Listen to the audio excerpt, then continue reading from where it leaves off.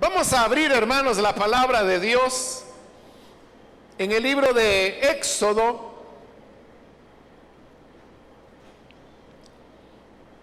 el capítulo número 30. Los días miércoles hemos venido estudiando el libro de Éxodo y hemos ido avanzando, y así es como hoy hemos llegado al capítulo 30, donde vamos a leer el pasaje que corresponde para esta oportunidad.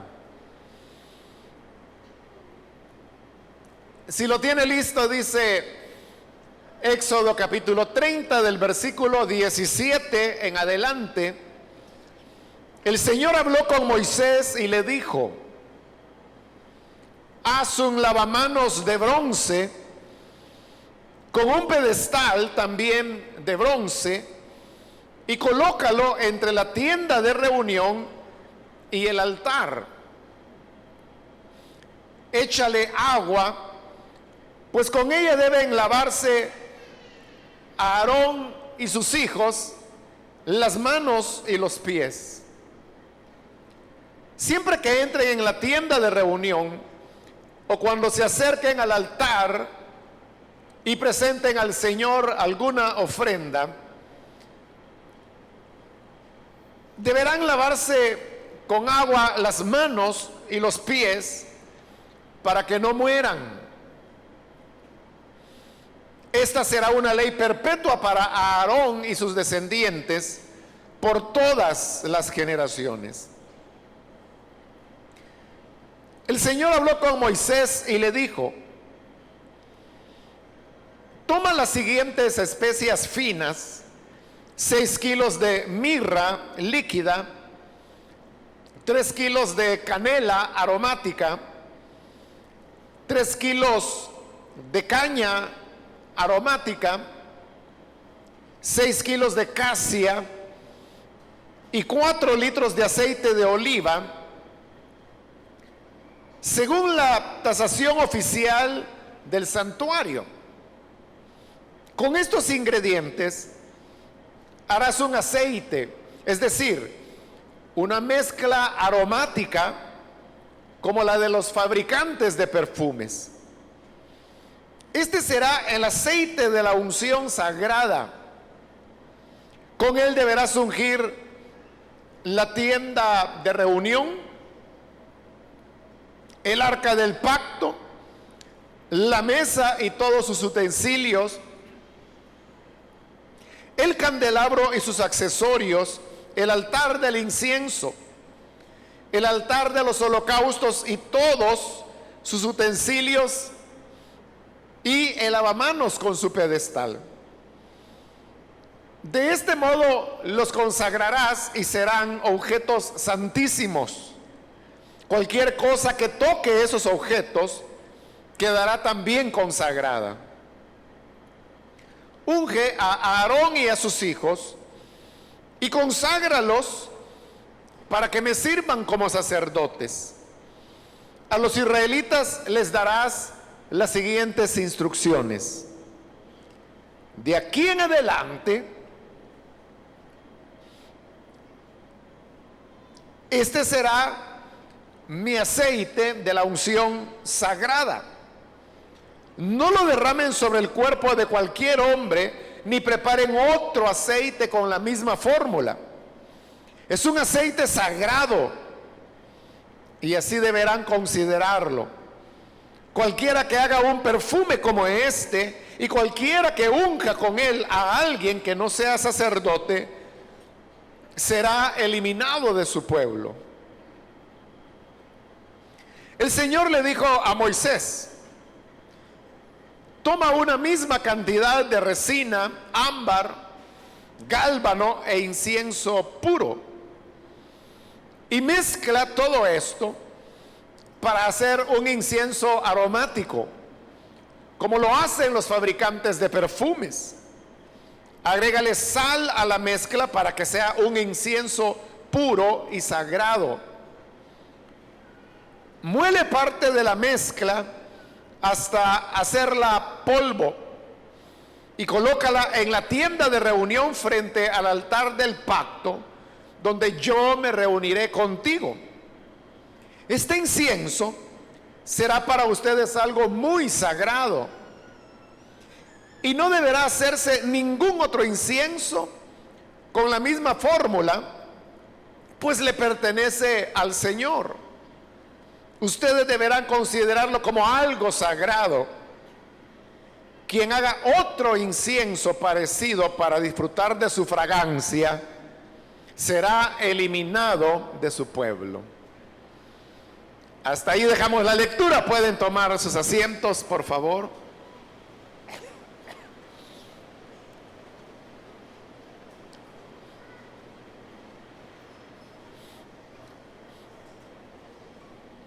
Hermanos, en esta oportunidad hemos leído lo que sería ya la parte final de las instrucciones que el Señor entregó a Moisés sobre el tabernáculo, las vestiduras sacerdotales, los muebles que habrían en el tabernáculo. Y en esta parte final que acabamos de leer, vemos cómo se describe, en primer lugar, el lavamanos, también conocida como la fuente. Luego se nos da la fórmula de cómo hacer el aceite de la unción. Y finalmente se nos explica la fórmula para el incienso que habría de quemarse dentro del tabernáculo en el altar del incienso. Vamos a ver cada uno de estos elementos. En primer lugar, comenzamos con lo que se llama el lavamanos o la fuente. Realmente la palabra hebrea que se utiliza en el original es una palabra un poco confusa que indica simplemente hacia un depósito. Por eso es que algunos lo traducen como fuente, otros lo traducen como lavamanos, y más adelante, ya en la época de el rey Salomón, veremos que también le dan el nombre de el mar, porque era muy grande y el único propósito que tenía era contener agua. En otras palabras, era un depósito de agua, una especie de pila, podríamos decir, con la salvedad que todo él estaba hecho de bronce. Sabemos que el mueble tenía dos partes, una que era propiamente el depósito y el otro era el pedestal sobre el cual el depósito se apoyaba. Todo, tanto el depósito como el pedestal, eran hechos de bronce. Y ya hemos visto, hermanos, en artículos o muebles anteriores, que el bronce es un símbolo del juicio, del precio que el Hijo de Dios tuvo que pagar para que nosotros hoy podamos tener el perdón de nuestros pecados. Ahora, este depósito de agua, o de bronce más bien, pero que iba a contener agua, esa agua nosotros sabemos, porque ahí lo acabamos de leer, que era para que los sacerdotes pudieran lavarse. Y el lavarse con agua, por el Nuevo Testamento nosotros sabemos que indica hacia la purificación del creyente. Pero entonces vea, el depósito era de bronce y este depósito contenía el agua para purificarse. Entonces el bronce, ya dijimos, habla del sacrificio del Señor Jesús. En otras palabras, el lavamanos o fuente de lo que nos está hablando es que gracias al sacrificio del Señor Jesús, es que nosotros hoy tenemos acceso a la purificación, porque ese bronce o ese sacrificio es el que contiene el agua por el cual el creyente se santifica o se purifica. Es interesante, hermanos, que a diferencia de los demás muebles, acá no se nos da medidas que debería tener el lavamanos, no se nos da la hechura, no se nos describe. En todo lo anterior, todos los muebles, usted sabe que Dios ha dado instrucciones muy precisas, muy detalladas de cada mueble, la longitud, la altura, la anchura, que si llevaba anillos, que si llevaba cuernos, varas, que si llevaba molduras, o sea, todo estaba muy especificado. Pero resulta que al llegar al lavamanos, no sabemos cuál era el diseño, no sabemos cuál era la capacidad de agua que podía contener, no sabemos la altura, no sabemos si era cuadrado, no sabemos si era redondo. Siglos después, cuando Salomón construye ya el templo para el Señor, él sí hace lo que se le va a dar el nombre de el mar, que era el mismo depósito, hecho de bronce. Y en el caso de Salomón, allí sí se da las medidas, el diseño que tenía y la cantidad de agua que podía contener, que era una cantidad grande.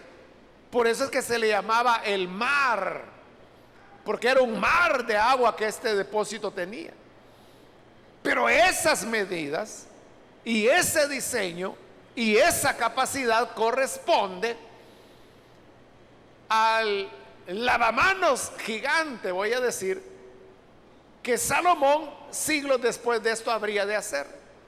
Pero acá, hermanos, no sabemos, como digo, las dimensiones, y algunos en ello ven como un mensaje de la palabra de Dios, porque como no se dan las medidas, no hay medidas de lavacro o lavamanos, entonces algunos han dicho es porque la gracia perdonadora de Dios también es sin medida, y que eso es lo que se quería reflejar, que no hay un límite, no hay una medida para la gracia del Señor que nos santifica día a día. Pero bien, sea así o no, el hecho es que el agua que este depósito tenía, ahí lo dice en 2 ocasiones, servía para que los sacerdotes pudieran lavarse las manos y los pies. Cada vez que ellos entraban, porque también ahí se nos explica que el lavamanos se encontraba entre la tienda de reunión y el altar. Es decir, que si uno entraba al atrio del templo, lo primero que se encontraba era el depósito con agua, este lavamanos del que estamos hablando, y después venía ya el altar del sacrificio. Entonces, lo primero que tenían que hacer Aarón, sus hijos y los demás sacerdotes al entrar al santuario del Señor era lavarse las manos y los pies. Hay una diferencia entre bañarse por completo y lavarse solamente las manos y los pies. Digo, una diferencia de carácter espiritual, porque es lo que encontramos allá en Juan capítulo 13, cuando el Señor comenzó a lavar los pies de sus apóstoles. Cuando llegó a Pedro, Pedro le dijo: Señor, no me lavará los pies jamás. Porque Pedro sabía que Jesús estaba haciendo la tarea del esclavo. Entonces Jesús le dijo: si no te lavo los pies, entonces no podrás tener comunión conmigo. Cuando Pedro oyó eso, le respondió al Señor: entonces lávame no solamente los pies, sino también las manos y la cabeza, porque yo sí quiero tener comunión contigo. A eso el Señor le respondió: el que ya está limpio no necesita sino solamente lavarse los pies. Ahí Jesús estaba haciendo una diferencia entre bañarse totalmente y lavarse los pies. Bañarse totalmente es la experiencia del nuevo nacimiento, de la conversión. Porque cuando creemos en Jesús y le recibimos como nuestro Salvador, nuestros pecados son perdonados y quedamos limpios. Y a eso se refería Jesús cuando dijo: el que ya está limpio ya no necesita estarse lavando de nuevo, solamente lavarse los pies. ¿Por qué solamente los pies? Porque al andar y caminar, las calles no eran pavimentadas y los zapatos tampoco eran cerrados, era solamente sandalias. Entonces, en el caminar las personas se empolvaban, y entonces al llegar a casa, para que pudieran comer y estar más confortables, les lavaban los pies. Entonces el lavarse los pies representa, hermanos, aquellas cosas de las cuales nosotros debemos limpiarnos, que nos contaminan en el andar diario de la vida. Usted no necesita estar creyendo en Jesús una y otra vez. No necesita nacer de nuevo 3, 4, 5, 8 veces. Porque el nuevo nacimiento es algo que se experimenta una sola vez en la vida. Sin embargo, ya nacidos de nuevo, todavía vivimos en este planeta, hermanos. Y todavía vivimos en un mundo donde existe el pecado. De manera que en el andar diario vemos cosas que no son las más santas, oímos cosas que no son las más puras. Y la suma de esto puede hacer que desarrollemos cierta tensión que en algún momento nos puede mover a quizá darle una respuesta un poco firme o hiriente a alguna persona. Usted sabe que eso no está bien, pero en el momento fue como una cuestión que surgió al calor de las situaciones. Por ese calor de las situaciones fallamos en uno u otro aspecto. Eso es lo que ensucia nuestros pies. Pero el altar, no el altar, sino que este depósito con el agua, el lavamanos, habla de que siempre que venimos delante de Dios tenemos que limpiarnos de esas impurezas que el andar por este mundo de pecado impregna en nosotros.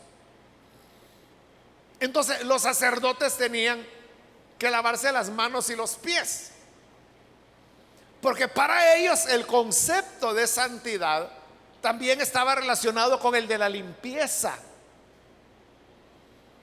Recuerde, en este mismo libro de Éxodo ya lo vimos, pero varios capítulos atrás, cuando el Señor iba a descender en el monte de Dios, le dijo a Moisés: mira, mañana yo vendré y descenderé sobre el monte, así que dile al pueblo que se bañen. y que laven su ropa para que mañana puedan presentarse conmigo, ante mí. Entonces vea, el baño, la ropa limpia, estaba relacionado con el hecho de prepararse en pureza delante de Dios. Por eso es que el que los sacerdotes se lavaran las manos y los pies era parte de la santidad, con el fin de no llevar impurezas al santuario. Entonces el santuario era un lugar, hermanos, sagrado, pero al mismo tiempo muy limpio. Para ellos la limpieza era parte de la pureza ante Dios. Por eso es que se lavaban las manos y los pies. Eso a nosotros nos habla de la necesidad de estar confesando nuestras faltas continuamente delante de Dios, porque cuando confesamos nuestras faltas, somos limpiados de esas cosas, hermanos, que se nos pegan en la vida. No es que usted tenga ganas de pecar, pero es en el andar de la vida, en un mundo que, como le dije, no es el mejor, donde se nos pegan las impurezas. Por eso es que el creyente periódicamente debería estarse limpiando. Lo ideal, hermano, sería que nosotros no dejáramos pasar, pero ni un día, sin limpiarnos de esas cosas. Pero como puede haber creyentes descuidados, que no solo dejan pasar un día, dos, tres, una, dos, tres semanas sin purificarse. Por eso es que el Señor Jesús estableció la ceremonia de la Santa Cena, la Cena del Señor. Y usted sabe que una condición para participar de la Cena del Señor es que dice que cada uno debe juzgarse a sí mismo y purificarse. Entonces la Cena del Señor es como una frontera en donde vamos a estar llegando todo el tiempo, y que lo que nos dice es: debes examinarte, debes juzgarte, debes lavarte. Nosotros ya no, en un depósito de agua, nos lavamos en la sangre que el Hijo de Dios derramó.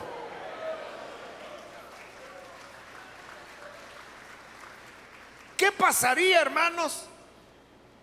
¿O qué pasa con el creyente que no está limpiándose constantemente del pecado? Yo le diría, ¿qué pasaría si usted no se lavara constantemente los pies o las manos? La suciedad se va acumulando. Usted viene en el autobús y usted toca los barrotes del autobús, barrotes que han sido tocados por literalmente miles de personas. Eso no lo limpian nunca. Imagine usted la carga de suciedad, contaminación, virus, bacterias. Hay personas que pueden tener una gripe, casi nadie usa pañuelo, y entonces cuando estornudan ponen la mano, bla, y luego se agarran del autobús, y después viene usted y se agarra de ahí mismo. ¿Y qué pasaría si nunca se lavara las manos?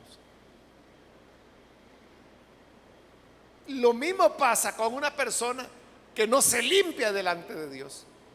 Las faltas se van acumulando, la suciedad moral se va acumulando hasta que hay un momento en que esta persona pierde la inspiración de continuar siendo fiel a Dios. Por eso, recordémoslo, y esa es la razón por la cual al entrar al santuario lo primero que la gente veía era el depósito con agua. Si quieres venir ante Dios, lávate.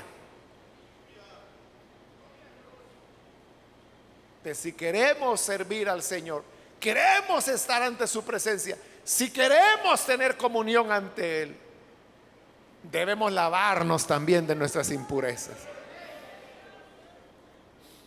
Después se habla del aceite de la unción, porque hasta ahora en pasajes anteriores se ha hablado que, por ejemplo, en la consagración del sacerdote, que ya vimos cómo era la ceremonia de consagración, se hablaba que había que derramar sobre el sacerdote el aceite de la unción. Pero hoy se nos da la receta de cómo se hacía el aceite. El aceite de la unción tenía 5 componentes. Versículo 23 dice: toma las siguientes especias finas: 6 kilos de mirra líquida. O sea, esa era, hermanos, el ingrediente que más cantidad tenía. De los 4 ingredientes, perdón, de los 5 ingredientes, este es el que más tenía. Mirra líquida. Ahí hay una discusión, hermanos, porque usted puede ver que la Reina Valera lo traduce diciendo mirra excelente, pero realmente el vocablo hebreo da la idea que era mirra que fluía. La mirra, hermanos, era la savia de un árbol. El árbol tenía que ser cortado, herido, y de estas heridas la savia brotaba. Esta savia se convertía en una especie de cera. Esa cera era la mirra, que tenía olor agradable, ¿no? Entonces, cuando dice mirra líquida, se refería a la que brotaba del árbol, a la que fluía. Esa es la idea, que fluía, y por eso la NBI lo traduce líquida. Entonces, mirra es el primer componente. Pero luego también se añade otras especias aromáticas, como por ejemplo 3 kilos, dice, de canela aromática. Esa canela es la canela que todos conocemos, ¿no? Esas barritas como una caña, ¿no? Esa es la canela. Luego dice 3 kilos de caña aromática, que era una planta que al ser quemada daba buen olor. Versículo 24: 6 kilos de casia, otra planta. Y finalmente el quinto ingrediente era 4 litros de aceite de oliva. Es decir, que el aceite de oliva era como el ingrediente principal. Es decir, todo lo demás que hemos mencionado, la casia, la canela, la mirra, todo eso eran simplemente ingredientes que se le añadían al aceite de oliva. Entonces, lo que quedaba al final era un aceite aromático. Eso era un perfume. Así se hacían los perfumes en la época antigua. Hoy usted sabe que los perfumes están basados en alcohol. O sea, la base es alcohol, al cual le agregan diversos ingredientes que da como resultado un perfume.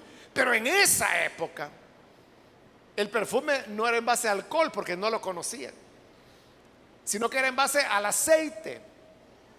El aceite de la unción no era otra cosa más que un perfume. Y con ese perfume es que el Señor le dice en el versículo 26: ungirás la tienda de reunión. Es decir, que la tenía que perfumar todo el tabernáculo, el arca, la mesa, sus utensilios, el candelabro, los accesorios, el altar del incienso, el altar de los holocaustos que estaba a la intemperie, todos sus utensilios, el lavamanos que también ya vimos que estaba a la intemperie. Y en el 30 dice, unge a Aarón y a sus hijos. Cuando dice unge es que les derramara este aceite, este perfume, para que me sirvan como sacerdotes. Es decir, que todo el santuario estaba perfumado. ¿Cuánto duraba ese perfume? Duraba, hermanos, lo que el aceite dura. Es decir, si usted aplica aceite sobre un mantel, sobre un mueble, ¿cuánto dura ese aceite? O sea, ahí puede pasar días. Pero si usted unta con alcohol un mantel, ¿cuánto tiempo durará? Minutos, en el mejor de los casos. Por eso es que los perfumes que se utilizaban en esa época eran más perdurables. Como le dije, los perfumes de hoy, como están basados en el alcohol, se evaporan rápido.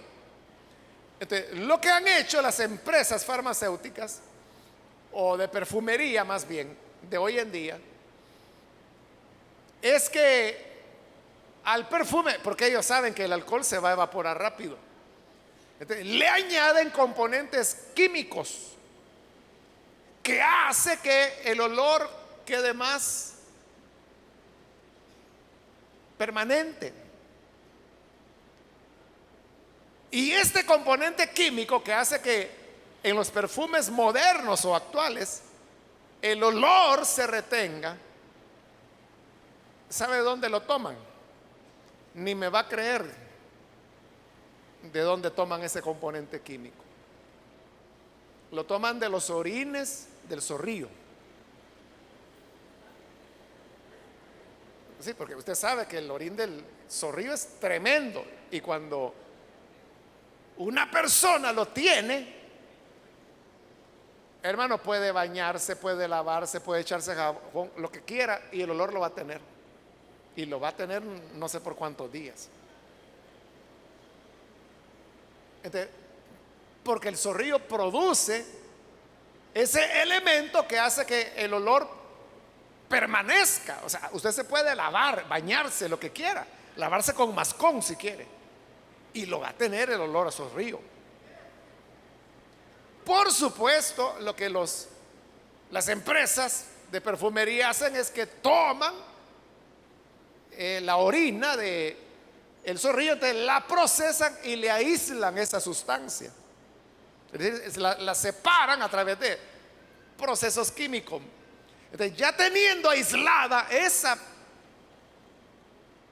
elemento químico que es el que hace que se adhiera el olor, el mal olor del orín del zorrillo, y lo mezclan con el perfume. Entonces, cuando usted dice, es que mire, este perfume a mí me gusta porque yo me lo echo y pasan 2, 3 días y todavía lo siento, ese es el que lleva más del orín del zorrillo. Por eso es que dura más. Bien, aquí no tenían necesidad del zorrillo, sino que era lo que el aceite duraba. Bueno, lo que le quiero decir con esto es que entrar al santuario, hermano, eso era un deleite. Era un deleite porque todo estaba perfumado. Ahí hicimos la lista.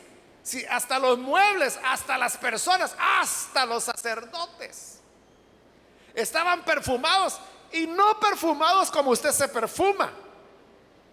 Porque cuando usted se perfuma, se echa un poquito de perfume en el dedo, se lo pone aquí, aquí, acá, ya se perfumó. No, hermano, en el caso del sacerdote, se recuerda del Salmo 133. Mirad cuán agradable es habitar los hermanos unidos. es como el buen óleo. Está hablando de este óleo. Es como este buen perfume, dice, sobre la cabeza de Aarón, que se derrama sobre su barba y hasta el borde de las vestiduras. Es decir, lo bañaban en aceite. Entonces, el sacerdote olía, estaba perfumado, pero estaba perfumado todo. Todo en el santuario estaba perfumado. Eso habla, hermanos, de cómo para Dios es un olor agradable cuando sus hijos le buscan para adorarle. Cada vez que nos reunimos para adorar al Señor y escuchar su palabra, la gente puede decir, bueno, ahí tienen ese montón de tontos haciendo más ignorantes a los ignorantes. Eso es lo que el mundo en pecado piensa. Pero delante de Dios somos una nube de olor grato que sube hasta su presencia. Amén. Y cuando Dios percibe olor grato, Él se acerca. Es lo que ocurrió con Noé después del diluvio. Noé ofreció un sacrificio que fue el primero después del diluvio. Y dice que Dios percibió el olor del sacrificio de la carne asada. Entonces, cuando Dios percibió el olor, dice que se acordó de Noé y se acercó y le dijo: Noé, te prometo que nunca más yo vuelvo a enviar un diluvio de aguas. Y aquí está el arco iris, que es la señal de mi promesa. Este es el pacto que hago contigo. Nunca más volverá un diluvio de aguas sobre la tierra. Y Dios cumplió su promesa. Pero eso ocurrió porque Él percibió olor grato. De cuando nos reunimos, por eso es que el Salmo compara el aceite, el perfume que bañaba a Aarón con la comunión de los santos. Mirad cuán bueno y agradable es convivir los hermanos juntos en armonía. Entonces, cuando estamos acá en armonía, alabando y escuchando la palabra de Dios, eso es como el perfume que sube como olor grato a la presencia del Señor. Y ahí es donde el Señor viene y nos visita. Gloria a Dios, amén. Pero luego hay una advertencia. Y dice en el versículo 32, que se le dijo a todos los israelitas: no lo derramen sobre el cuerpo de cualquier hombre, ni preparen otro aceite con la misma fórmula. Es un aceite sagrado y así deberán considerarlo. Es decir, que esta fórmula, esta receta que está ahí, nadie la podía hacer, porque Dios advirtió que el que la hiciera para uso personal, versículo 33 dice: cualquiera que haga un perfume como este y cualquiera que unja con él a alguien que no sea sacerdote, será eliminado de su pueblo. Es decir, lo voy a matar, dijo Dios. Es decir, que el aceite de la unción era para uso exclusivo del templo y de los sacerdotes. Nadie puede decir: mire, es que a mí me gusta la fragancia, ¿por qué no me vende un bote de ese aceite? Hermano, si se lo aplicaba él sin ser sacerdote, dice el Señor, será borrado del pueblo, será castigado. ¿Por qué? Porque era un perfume muy santo, muy sagrado, dice. Había que respetar lo que era santo.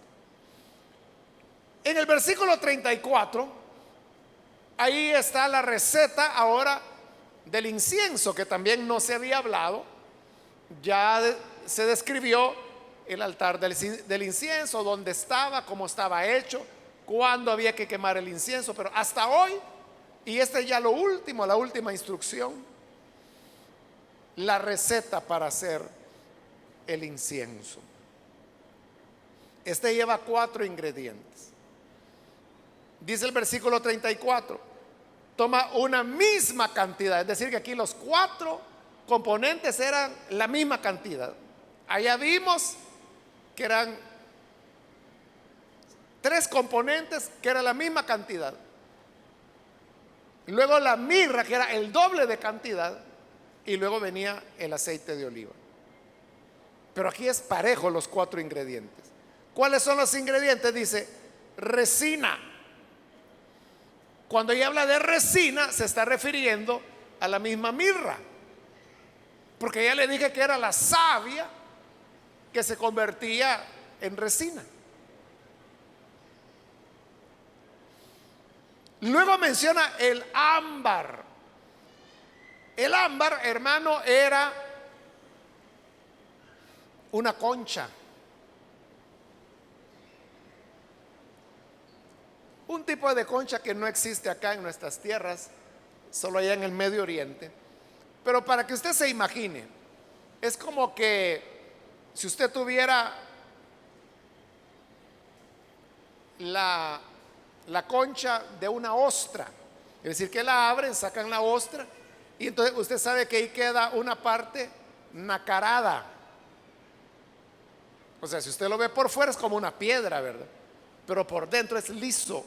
Esa parte lisa, esa es lo que ahí se le está llamando ámbar. Claro, yo estoy usando el tema de la ostra como un ejemplo nada más, pero no era ostra, sino que era otro tipo de molusco que, repito, no existe. O sea, por eso es que no le puedo dar una referencia, porque no existe acá en nuestras tierras.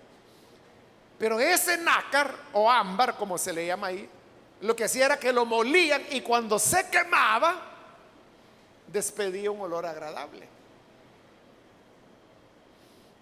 Luego habla de el gálbano, que era otra planta aromática, y el incienso puro. Estos 4 ingredientes, dice el versículo 35, mezcla todo para hacer un incienso aromático, como lo hacen los fabricantes de perfumes. Es decir, que también era un perfume, pero en forma de incienso. Agrégale sal, que quizá era el único ingrediente que no se usaba en perfumería, pero en el tabernáculo la sal era, y se va a ver mucho en el libro de Levítico, era el componente que hacía consagrado a Dios determinada cosa. En este caso es el incienso, porque al incienso era al que se le echaba sal. Versículo 26, muele la mezcla hasta hacerla polvo. Había que molerla hasta hacerla polvo. Allí iba el ámbar, y junto con la resina, el gálbano y el incienso puro, todo era molido hasta que se hacía polvo. Es decir, que lo que se echaba en el altar del incienso era un polvo con estos 4 componentes. Ahora, el incienso también ya lo explicamos en su oportunidad. Según Apocalipsis, lo que representa es las oraciones de los santos. También era un perfume. Esto significa que la oración también es olor agradable delante de Dios. Dios se complace con la oración de sus hijos, porque es un incienso que llega hasta Él. Pero para que el incienso estuviera listo, dice que tenía que ser triturado, molido, hasta hacerlo polvo. Es decir, que la oración genuina es aquella, hermanos, que nace de las molidas que la vida nos da y que nos hacen polvo. Bueno, la mirra misma que se usa tanto en el aceite como en el incienso, habla del sacrificio, del dolor de Cristo. Porque cuando Él estaba ya para ser crucificado, según un evangelio y según otro, cuando ya estaba crucificado, dice que le dieron a beber vino mezclado con mirra.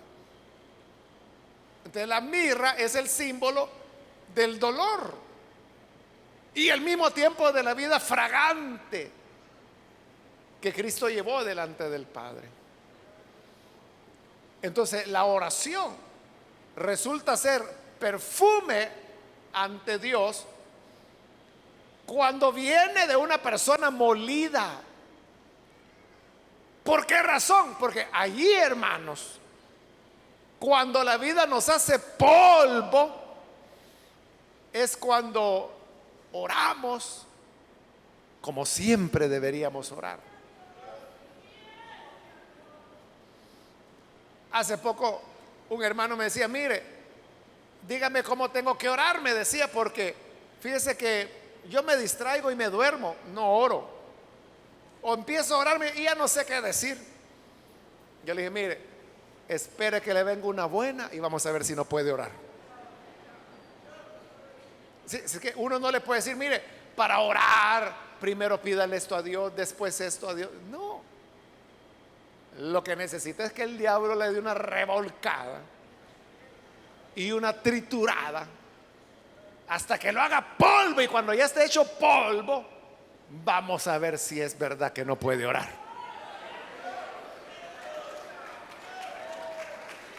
Amén. Por eso es que las mejores oraciones son las que se hacen en los penales, en los hospitales o en medio de situaciones muy difíciles. Por eso es que el Señor dijo que todo tenía que ser molido para convertirse en incienso perfumado delante de Dios.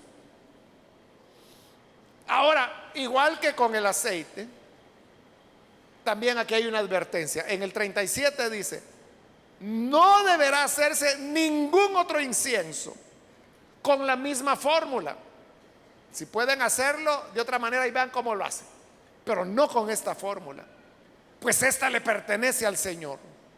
Ustedes deberán considerarlo como algo sagrado. Es decir, ese incienso era santo, no se podía usar. Es que yo quiero poner en la casa para los zancudos. No podía, era solo para el tabernáculo. Versículo 38.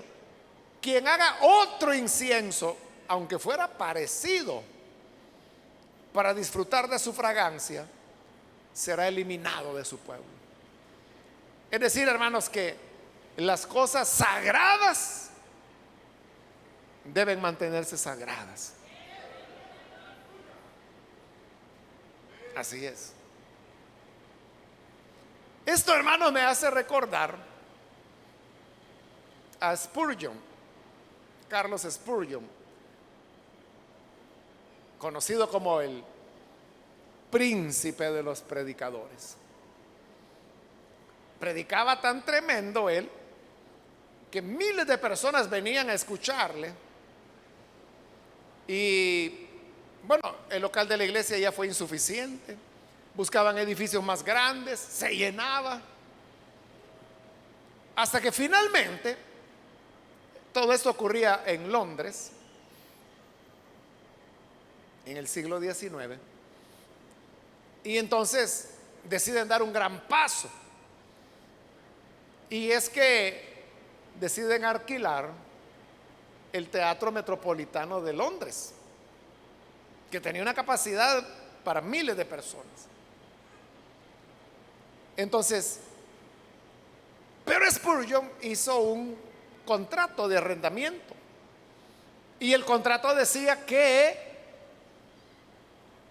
el auditorio, el Teatro Metropolitano, se iba a utilizar solo para los cultos de la iglesia donde Spurgeon predicaba.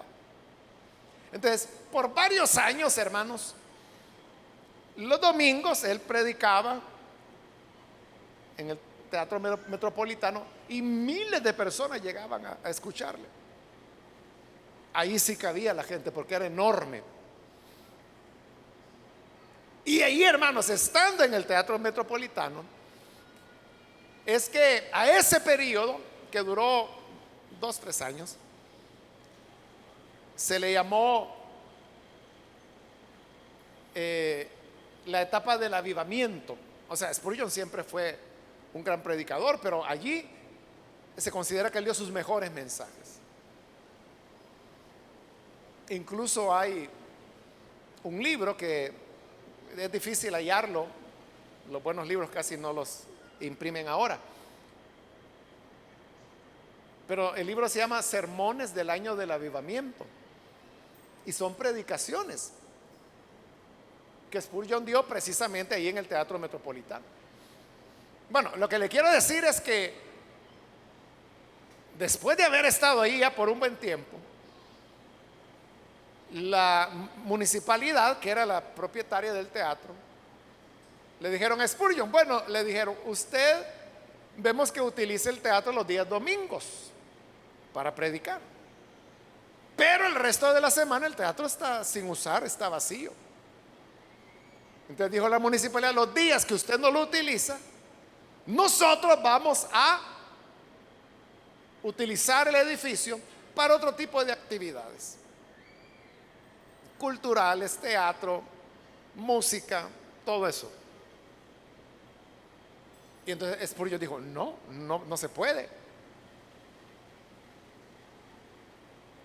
Porque este lugar está consagrado para la predicación de la palabra. No pueden estar presentando otro tipo de actividades, aunque sean culturales. Entonces le dijeron, bueno, pero el teatro pertenece a la municipalidad y la municipalidad es la que decide para qué se utiliza, así que vamos a tener actividades culturales. Ah, bueno, está bien, dijo Spurgeon, el teatro es de ustedes, quieren utilizarlo para música y todo eso, úsenlo, pero nosotros nos vamos.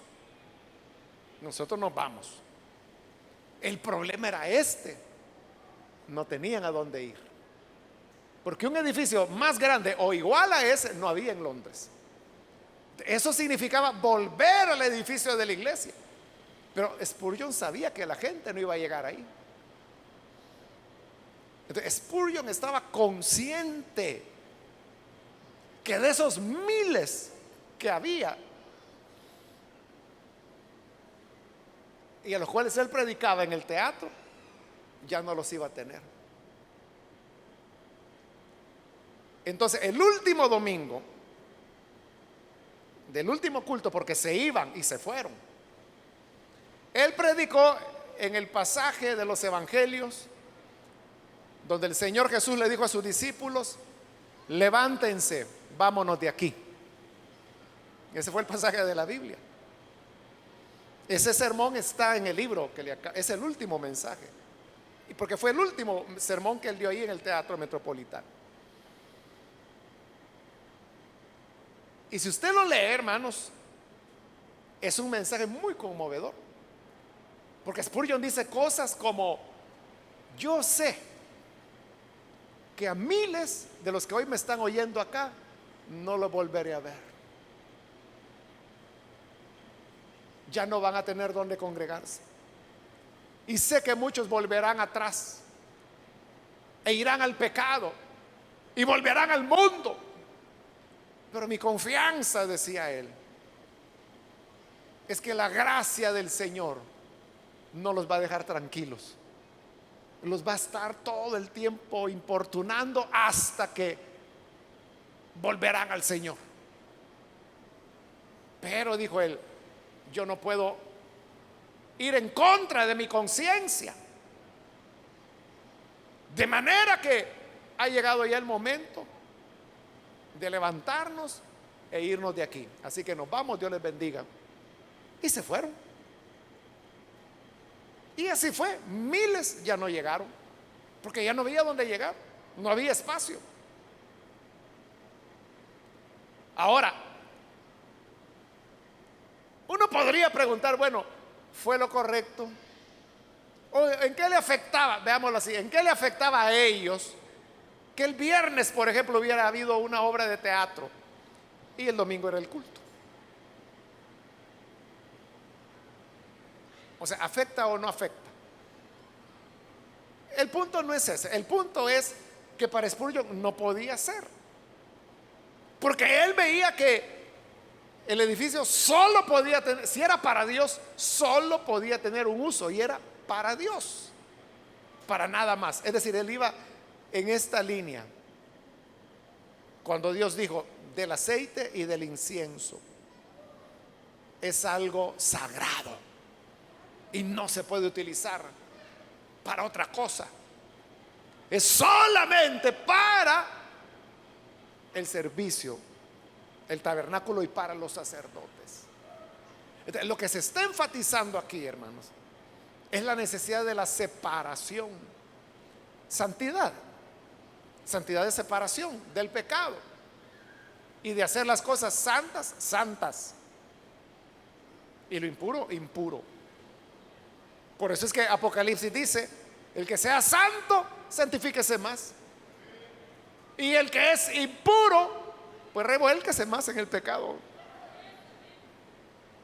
Pero cada cosa en su lugar y cada cosa separada de la otra. Entonces, ahí, hermanos, cerramos el capítulo. Pero usted tiene que tener en cuenta entonces que en la vida uno no puede andar de aquí para allá. O estamos con el Señor o estamos en contra de Él. Y para estar a favor de Él, todos los días debemos lavarnos los pies y las manos para gozar de comunión con Él. Es inevitable que usted no se vaya a enfangar o empolvar en un mundo y en una sociedad como en la que hoy vivimos, ¿no?